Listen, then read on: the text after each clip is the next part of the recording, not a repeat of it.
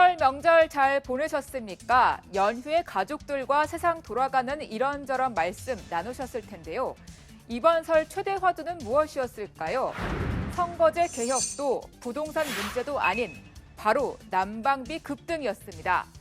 정치권도 난방비의 성난 민심 앞에서는 무겁게 받아들인다고 자세를 낮췄습니다.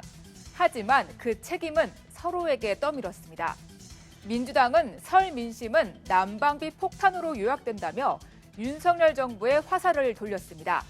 많은 걱정과 분노의 말씀이 있었습니다. 우선 설 밥상의 최대 화제는 난방비 폭탄과 말폭탄이었습니다.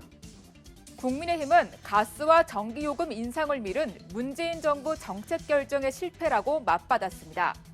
그런 것들이 반영이 안 돼서 누적돼서 왔기 때문에 윤석열 정부가 힘든 겁니다. 이거는 공격의 요소는 아니라고 보여지고요.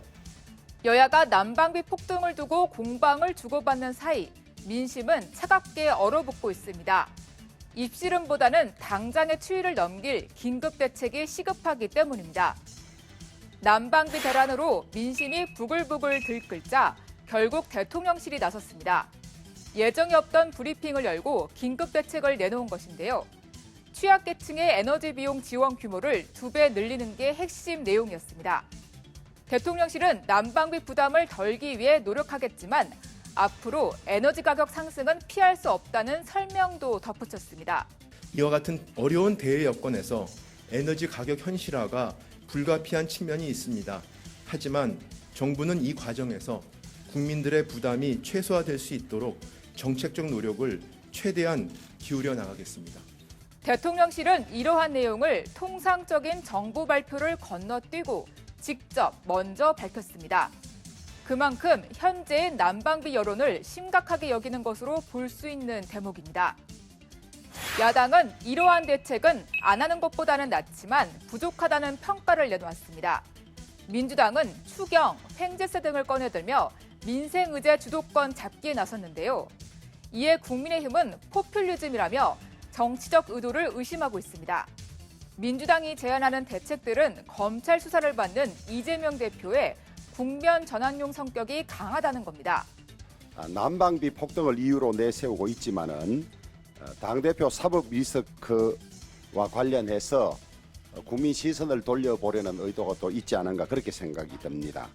여기에 이재명 대표는 고유가 상황에서 정유사들이 막대한 수익을 올린 점을 언급하며 일명 횡재세를 걷어서 난방비 재원을 마련하자고도 제안했습니다. 에너지 관련 기업들이 과도한 불로소득, 또 과도한 영업이익을 취한 것에 대해서 횡재세 개념의 부담금을 부과하는 것도 검토해야 된다고 생각합니다. 횡재세를 걷거나 추경을 하기 위해서는 국회의 통과가 필요한데 여당은 곧바로 반대 입장을 분명히 한 상황입니다. 난방비 쇼크를 둘러싸고 신구 권력 간 공방도 거세지는 모습입니다. 문재인 정부와 윤석열 정부 간 에너지 정책 해법 차이가 대표적인데요. 대표적인 것이 탈원전 정책 문제입니다. 새해 첫 순방에서 윤 대통령은 탈원전 정책 폐기를 다시 확인했습니다.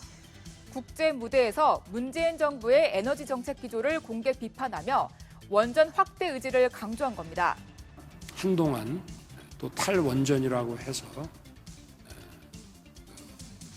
원자력을 감축하려는 시도가 몇 년간 지속되어 온 탓에 원전의 이런 생태계들도 많이 힘들어졌습니다. 또한 현 정부는 제10차 전력수급 기본 계획에서 전 정부의 재생에너지 감축 목표치를 낮추고 원자력 발전 비중은 더욱 늘렸습니다. 전력수급 효율성을 높인다는 이유였는데 민주당은 이 계획은 국제 흐름에 역행한다며 부정적인 반응을 보였습니다. 원자력을 높이는 것은 이 정부의 철학이니까 그렇다고 하시더라도 줄일 거면 석탄 비중을 줄여야지. 왜 재생에너지 비중을 줄입니까? 문재인 정부 청와대 출신들로 구성된 모임 사이제는 문재인 정부에서 원전 가동률과 비중이 오히려 높아졌다는 반박 입장을 내기도 했습니다. 또한 탈원전 정책으로 난방비 폭탄이 터졌다는 여권의 주장은 명백한 왜곡이라고 비판했습니다.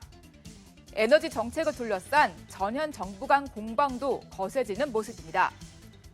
설 연휴가 끝나고 최강 한파가 불어닥쳤을 때의 한 거리 풍경입니다. 두꺼운 점퍼로 무장한 시민들이 눈까지 맞으면서 버스를 기다리고 있는데요. 한파와 난방비 폭탄에 떨어야 하는 상황도 어려운데 정책 불안 때문에 떨어야 하는 일은 더 이상 없었으면 합니다. 지금까지 여의도 풍향기였습니다.